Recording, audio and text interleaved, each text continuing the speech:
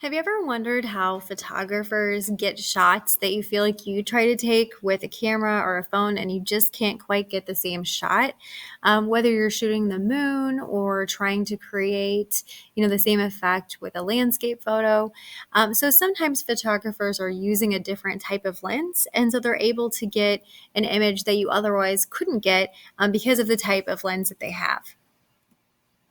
So if you look at the camera down here, you can see different views from different types of lenses. So, a photo lens can go anything from like 18 millimeters all the way to like 1,000 millimeters. So there's a big difference or more, but there's a big difference in what they're trying to capture. So there's different types of lenses for different types of situations.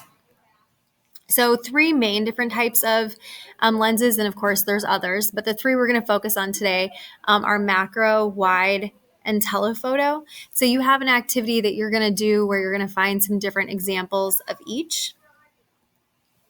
So, macro is basically for up close photographs with really clear, precise detail.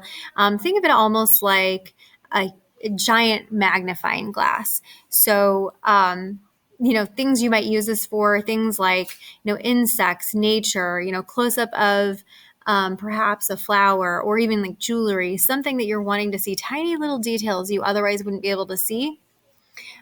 So with a macro lens, you're looking at a 60 to 180 millimeters. That's the length of the lens, and then added magnification. A wide angle lens is able to capture a wider view. So a lot of times we see this with landscapes or cityscapes. If you've ever seen a really cool city skyline and you're like, how did they get all of that in there?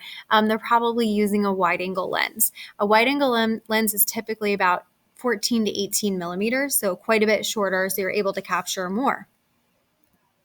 A telephoto lens is really fabulous for making objects that are actually further away seem closer up. So if you ever wonder how wildlife photographers get pictures of lions and cheetahs and how do they get so close, they don't. They do get pretty close, but they also use telephoto lenses. Or if you ever wonder, like, how do people get, beautiful pictures of the galaxy or skies? They have a really powerful lens. So this can be anywhere from 100 millimeters to, I put 300, but it can keep going past that. So some people have really powerful telephoto lenses. So I want you to spend a little time and find an example of each of those. And you're going to create a Jamboard. So the directions are in Classroom. We are going to be using in class some cell phone lenses that are really nice. It's a cool way to get used to using photography lenses without actually buying expensive photography lenses. So I highly recommend them. I gave you guys a link. If you're, really interested in buying something, but maybe not committed to buying a camera, that would be something to invest in. There's all different kinds.